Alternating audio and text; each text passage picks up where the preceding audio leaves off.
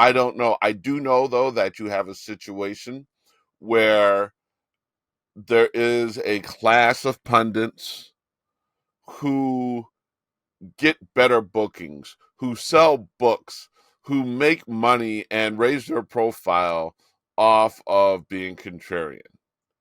And the pushback that they're getting is pretty amazing. What was interesting was both Angela Rye and Tiffany Cross ended up responding to a lot. I think um, one of the things that I would like to think with our pundits, I would like to think they can take criticism. I'd like to think, of course, I went ahead, I would protect it, but I wasn't responding to stuff. But that being said, um, I know that the criticism got to them. I think that there's a lot of people who, I mean, some people are outright calling them grifters. Um, I don't know if that is the case. Look, I think that, and you and I've talked about this, and it's I'm talking specifically not black, but you and I have talked about similar concerns about um, Biden's response in the Middle East, et cetera, et cetera. I don't ever want Democratic candidates and the president to be above criticism, but would you agree that there's a way to be constructive and move the ball forward? And some of the stuff, you and I both know that they could put out a show that is going to be 75%, that could be 75% positive on Biden. But they'll go maybe each show 25% hard in the paint about the Democrats and everything else. What do you think is going to get clipped? What do you think is going to get them invited on the CNN? What do you think is going to get them invited on the MSNBC? What do you think is going to get regurgitated and clipped? And I do think that there's a responsibility. I don't want to shut up dissent. I don't want to be afraid to criticize, but I also think that there's something about the stakes. And you may or may not remember this. You remember back in 2016, there were some people who were not necessarily on board with Hillary, and they came up, they finally realized that between Trump and Hillary, Hillary was a better person, so they had the girl, I guess. They call them girl, I guess. I mean, I think there's now a girl, I guess pack. The problem with the girl, I guess, is what does that do to enthusiasm? Trump is a whole ass criminal defendant, and there's no girl, I guess, Trump. They're like, that's who we're riding with. You have to do better than girl, I guess. Does that make sense? I think you even have to do better with the lesser of two evils, because Biden is not the lesser of two evils, because they're not both evil, right? Trump, the reason why Biden is not the lesser of two evils is because I refuse to accept that he's evil. Biden has gone ahead and had the most effective presidency since FDR. He has moved the ball forward in so many progressive issues, so many issues that impact the black community, so many issues that affect young people, so many issues that affect the other marginalized communities, and so many issues that impact our environment. He has been the best president of our time for that.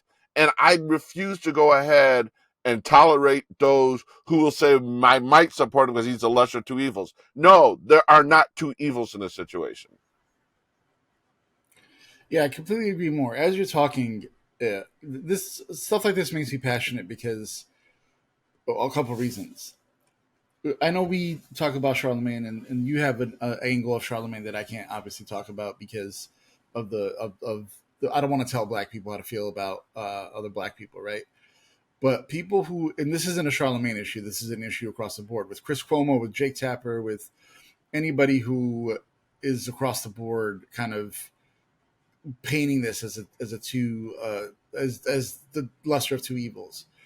I believe when they say that Biden hasn't done anything, or when they say that Biden's old, I believe all of that is in the range of misinformation. It's not the same as what Republicans do, where they completely gaslight the American public into thinking wrong things. But to say that Biden's old is misleading in a way that, because Trump's only what, a year and a half, 2 years younger, and so Trump's old too, right? And so what's the difference? What's the difference when meanwhile Trump's looking disheveled, can't ride a bike, can't walk downstairs, et cetera, et cetera. And I'm not shaming that because the older you get, obviously you need more help, right? But in Biden's riding bikes on the campaign trail and looks fit on the beach, enjoying his time, and I feel that all of this is part of a I'm not a big Illuminati Freemason. There's a whole other puppet thing. I'm not that type of guy, but there is a push to make it seem that Democrats and Republicans are the same. When you look back, even not even in the last 50 years, if you just look back at the last 10 years, all the damage that's been done to this country has been Republicans, and everything that's been meaningful to this country, including Obamacare, including infrastructure, climate, COVID, has been all Democrats. And I don't know how to combat that. I think Democrats are doing a better job than they ever did of messaging on that issue. And because Republicans are so extreme now, right? It makes me, here's what really makes me scared, John. If Kinzinger was running in this election, I wouldn't be as confident. Part of the reason I'm very confident is because Trump and the Republican Party is so bad that it's easy to run against them, right? It's like beating up the Bears of the last 2 years. You know what I mean? And when you have a formidable opponent, if it's Kinzinger, if like 10 years from now, if it's whoever it is, right? When you have a strong opponent, then it becomes a lot harder because they're better at their job, right? But for now, it's engaging in a sort of misinformation that Biden hasn't done anything. I can't speak to what he's done for Black people. That's not my conversation. But all the things he's done helps people generally, right? Climate change, COVID, jobs. I think Black unemployment is at an all-time low. Again, I'm not trying to preach to anybody particularly, but I think people. The other side of this, John, is I'm not a psychiatrist, but people want to be heard. People want people to listen when they talk. And sometimes when you say, well, both sides are the same, I think it makes you seem edgy. I think it makes you seem edgy. And I think you think it makes you seem like you're a thinker and you're a person who is above the BS and above the fray. But in reality, um, it shows me that you probably don't know as much as you think you do. And look, you could say there's a nuanced conversation here to say, I'll tell you this, John. I was talking to somebody on the phone, and they said, I guess Joe Rogan said that, or they listened to Joe Rogan, and they were saying that, man, this country really hates Biden, and I think he's going to get smoked in the election. And I'm like, Joe Rogan isn't one representative of Joe Biden's voter base, right? And two, I guess Joe Rogan was saying that Democrats aren't enthusiastic about Biden, and that's why he's going to lose in 24. My counter argument was, I don't think Democrats were that enthusiastic about Biden in 2020. What we were enthusiastic about was fighting for the country and pushing the country to where we thought we could go and who could take us the furthest, and that was Joe Biden. South Carolina Democrats didn't vote for Joe Biden because they were necessarily up like so excited to vote for him as much as it was Joe Biden is the one that's going to steer the ship back to where we need to go.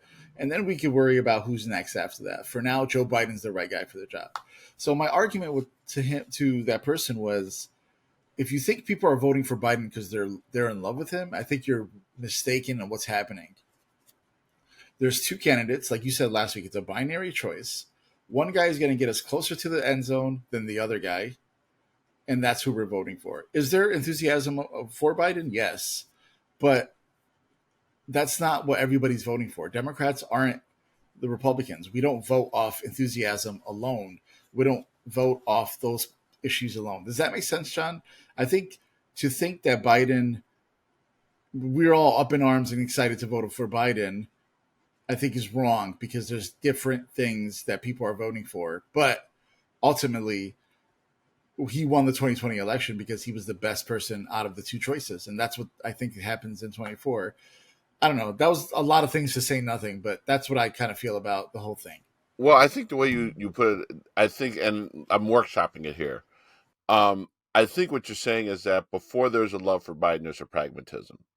And then within that pragmatism of he's the best, and that's the same republic, the pragmatism that Republicans play. But it goes back to what we've said. Republican pragmatism leads them to being fanatics, right? Democratic pragmatism might get us to that girl, I guess, type of thing, which we need to get away from. It's that once our pragmatism gets us to Biden, then we need to go a step further and be a little bit more fanatical. If that makes does that make sense? Is where the people aren't necessarily there, but I will tell you, I could see that to your point about the pragmatism.